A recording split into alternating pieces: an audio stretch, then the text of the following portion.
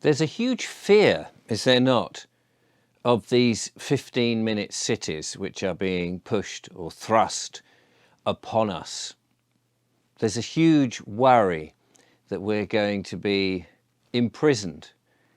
We've seen the 5G towers going up.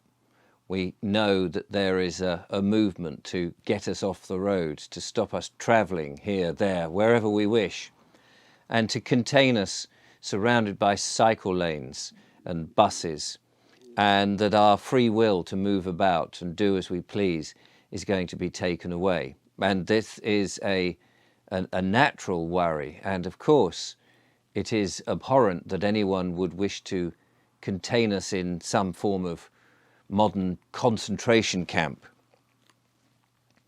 And this is a worrying concept for many people, including myself, particularly in the way that it's being advanced at such a rapid pace now. And we all know that there is an agenda. There is an agenda to depopulate the world and to rid this planet of the people who have, for generations and generations, on the whole, been laudable, law-abiding folk that just want to get on and enjoy their lives, work as honourably as they can, and bring home enough money to have a comfortable life and look after their family and bring up their children. And we all know, do we not, that we are surrounded with lies. We've been told all sorts of nonsense in order to keep us as ordinary everyday people within a very narrow frame of mind, that we don't question too much, that we obey, that we must do certain things, that we keep within the parameters that, say, a government or a globalist wishes us to stay. And I've been thinking about this, as you can imagine, as we all have been considering what's being pushed upon us. But it strikes me that these 15-minute city, the concept of keeping people or encouraging people to stay put and not move about too much, is not as bad or as nasty as it need be. Now, just before you think that I've gone off my rocker and somebody suddenly slipped me some money and said, hey, Richard, change your tune, try and endorse the policies that we have, that's not the case. I'm somebody, as you can see here, I surround myself with books, old books. Tales, for example, this one here, Tales of the Old Countryman, which talks of people who keep bees, or people who make wattles, people who have all sorts of rural pursuits, who made things out of natural products. I was reading this morning about somebody who made walking sticks and how they grow them from hazel mostly. Walking sticks, they cut them at a certain age and they pull out the roots, and then they shape the roots into the handles of walking sticks, an industry which now is disappearing rapidly, if at all is there, because we import so much, or we manufacture using these modern materials such as plastic, petrochemicals and what have you. And because of that, these old industries, so many of these old industries and the rural economy that we used to have no longer applies to us. We've seen in recent times, have we not, the massive corporate takeover. These industries, these big industrial companies that are dead entities, the corporations, that employ people, have HR departments, human resources, and that we have become swallowed up, if we're an employee of these types of companies, to become numbers, effectively. We are just drones operating within these dead entities that actually do nothing. Gone has been the urge to encourage smaller businesses, family-run businesses or sole traders, people who used to do things by themselves and with their hands. And we've seen this position in which now we rely so much on these big corporations for everything. We see the massive warehouses that will supply anything. Shops, big corporations, chain stores, such as, say, the Range that we have in Britain. A shop that is massive, and for particularly people setting up their new homes, if they've just got married and living together, you can buy everything and have a complete home with all their furnishings, all their products very easily and very cheaply. And there's no excuse not to have an identikit type of home with these highly manufactured items that have been either made here, but very few, but mostly imported, and perhaps not made from natural materials anymore, but made from plastics and other strange chemicals that produce these things so cheaply, so that people can live in a world of petrochemicals, barely any natural fibres, but they can have a home that is decorated quickly. No longer do you need to aspire and save up for those nice things, those crafted things, those family heirlooms that you pass down. All of that has gone. We're encouraged to consume as rapidly as ever before. And we go and buy something, it lasts 6 months, it starts to fall apart because it's not really brilliantly made.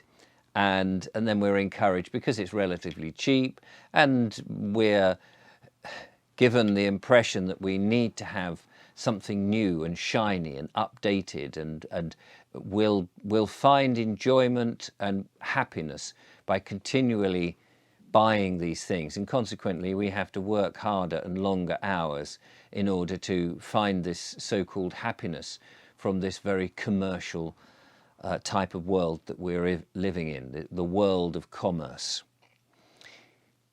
I think if you look back in history, as I do, we lived in 15-minute, not cities necessarily, but 15-minute communities. The high street would have a butcher, a baker, a haberdashery, an ironmonger. We would have all sorts of different industries, a cobbler, for example, a leather maker, tanners. There would be the mill making the flour. And the rural economy, of course, was supplying local, seasonal. And it was good. People would have apprentices or join small firms. They would use their hands. They would use their thought processes. They would use knowledge. They didn't have to get into their cars necessarily and travel great long distances in a commute. They could stroll to work. So this is why, in some ways, I think the 15-minute city, to use that rather awful phrase, it actually is what we really do need to get back to, but not one that's constrained, not one that has cameras surveilling us, not one that's taking facial recognition technology, not a 15-minute city that is there to penalise you left, right and centre if you happen to eat too much meat, or you've made a free speech post on some social media, or you've been doing something that the state deem as naughty. But reading some of these old books about the rural crafts and the things that people did for their community gives me hope that actually that people love to do something that gives them a certain amount of pride. I don't know how much pride people have by going to a large office, sitting under strip lighting, sitting at screens, selling insurance, or selling items over the phone, or just sending emails all day, doing commerce in that way. I wonder what kind of satisfaction people get for doing that. I am somebody who worked for myself pretty much all my life. I started out busking, juggling and unicycling and fire eating and lying on a bed of nails, all sorts of crazy things. And I would do these round some of the local towns, and people were very generous and would throw coins into a hat as I busked and performed, plying my trade, as it were, as an entertainer. And then later on I got involved in more sort of family fun days and gala shows and a little mini circus that we toured around with some friends, some theatre productions. And yes, I did work for a few corporations, quite a lot of corporation events as a freelancer, but not as an employee of those corporations. And I saw inside how stressed and unhappy people were because they were being controlled. They'd turned into a number and all those things. And for me, that's a great sadness. Reading stories of how people would visit the various different shops. Isn't it Napoleon who said that this nation, this country is this nation is a country of shopkeepers? Can't remember exactly the phrase he used, but that is the essence of what he said, supposedly. And I think that there is certain satisfaction for working for yourself. Of course, there's the worry of getting enough work and things, but completing a job, looking at it, saying, I made this. Artists clearly have that. They'll perhaps make a pot, or they'll paint a picture, or they'll create something out of wood. And it may take a bit of time, but the pride, the satisfaction of being creative themselves, I think, is the most important thing. And sitting back at the end of the day and thinking, I've achieved something. Somebody somewhere has my bit of work in their house and are enjoying it. I feel we need to get back to that situation. We know at the moment, and it's bleeding obvious, that the government as such, the state, the controllers, the tyrannical leaders wish to remove us from our cars. They don't want us travelling about anymore. They have the excuse that it is global warming. The net zero policy is there to save the planet. We all know that this is complete rubbish, and it's just an excuse to sort of implement their 1984 style Big Brother control. They've gone about this all wrong. If they hadn't have gone down the negative, the Luciferian, the satanic control, power mad, trying to deal with us, they could certainly have encouraged us. They could have taught us in our schools how to set up a business, a family-run business, how to make things, where satisfaction is. If they weren't so greedy and in bed with all the corporations, if they hadn't turned, for example, the government, the police force, the courts, all of these, the council, into money profiting businesses, they could have encouraged people to stay put more and stay within a 15-minute area by enabling people to have businesses, to earn a living in a much more honourable and satisfying way, creating things with our own hands, not importing things from the rest of the world, encouraging people to perhaps have less of a materialistic world, buying things that we actually only need, but not trying to get to the point where huge amounts of industry and commerce is happening, that we can spend more time at home with our friends and our families rather than having these long commutes and desperately trying to get to places. I can't help feeling well, we know why they're doing it, of course, because they have a different outcome involved.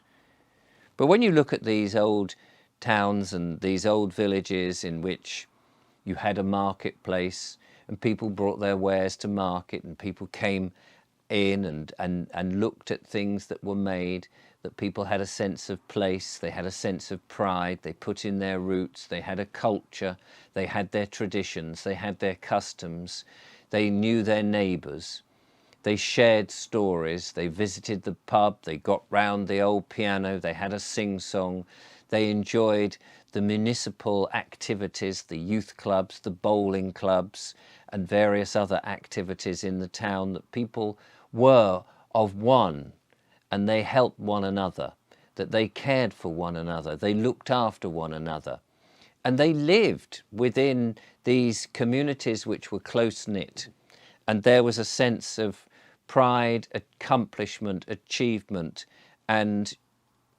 you served a purpose. The police were there to help, not hinder. The council was there to say, let me help you create the business that you want, to find a way to promote what you're doing for you and your family, and not hinder, not there to take money away from you, to guide you. But of course this has not happened. We've seen the reverse of that.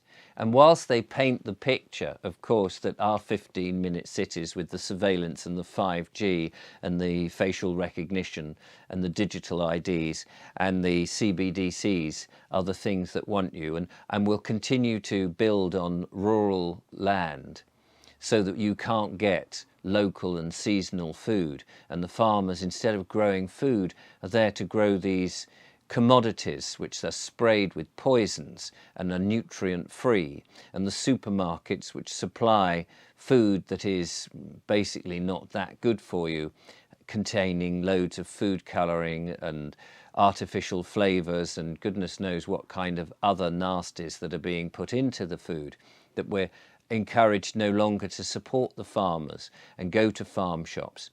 Instead of hindering people, our councils could and should be there to support people, not be corporations, but be a public authority to help. I've spoken in this show and interviewed people who are keen on anarchy, self-rule, not anarchy going around just stealing and knocking things over and spraying paints and smashing windows, not outrageous things, but people who are there to help one another, but rule themselves by being honourable, by doing no harm, causing no loss, causing no injury, and living by morals and ethics instead of having to become a number for a corporation.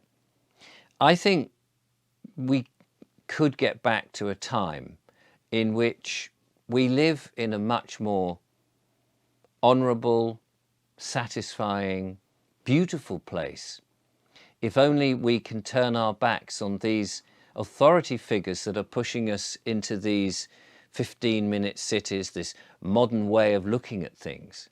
And I'm not saying that we need to go back to back-breaking work. We have such amazing technology now that can help us, but that if we're making things, creating things, painting things, developing things, ourselves, setting up smaller businesses, locally, helping one another, we don't need so much of the crap that's being sold, the upscaling all the time or updating our software for new phones and new technology.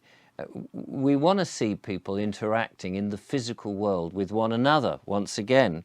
And then of an evening, instead of just sitting there flopped in front of the official narrative and the fear-mongering from the mainstream media, or even from alternative media such as YouTube and all the other platforms, scaring us witless so that we're sitting there in fear, that we once again retire and contemplate what life is really about, that we bring our families around the tables and we discuss what we've been doing and our plans for the future. That we could, in fact, have a far better and superior life to the nonsense that we are having at the moment by turning our backs on these people who are telling us that we must do this and we must have that, or this is the lifestyle you should aspire to. I don't watch mainstream media. I barely watch YouTube. I surround myself with books, and I live a life in which I've decided I'm in control. I smoke my pipe, as you know, and I get enormous pleasure from spending an evening sitting back, relaxing, reading, talking, giving talks, speaking to people, one-to-one, and not relying on these others to entertain me and keep me amused. I think the 15-minute city concept, if it's operated in the way that is human, if I can use that word without people saying, oh, but that's the colour of man, if we can turn humanity back into a society in which we, the people, are making things, are selling things, helping things, are trading within a private world, not this nasty world of big commerce that is suiting the board members or the shareholders and bearing down on the employees and turning them into numbers, and having the customers just at the end of the chain where they'll fleece the customers left, right and centre and keep them hanging on. If you can contact them at all by phone, oh, your call is important to us. This is all wrong. Getting back to that old-fashioned service of helping each other, of being kind, of being honourable, of having the satisfaction of having a skill, a trade, and doing something that is worthwhile. That's where I think we can reduce the amount of traffic that's on the road. I mean, let's face it, travelling on the road is no pleasure anymore. It's not fun, and so many people are having to travel because their corporations are forcing them to travel about. We could live in a much more beautiful environment. We could improve the architecture instead of having this bland uglification, the utilitarian buildings that are being pushed everywhere. We could do something about this if we turn our backs, withdraw from the corporations, resign from working for these corporations and say, I'm not going to be working for you. I'm going to do stuff for myself. I'm going to set up my own business. I'm going to be my own man or woman. I'm going to trade with one another in the private, not in the corporate world. We could rebuild this world ourselves and do what they want us to do, have our 15-minute cities. But it's the way we want to operate it. It's the way that it works for us as honourable members of society, if I can use the word society, of memorable people who live in our village of life for us and not for them. I think it's worth pursuing, but we need to turn our backs on these state entities, these corporate soulless people who want to govern our lives and fleece us left, right and centre. I think we have a chance and we should take it.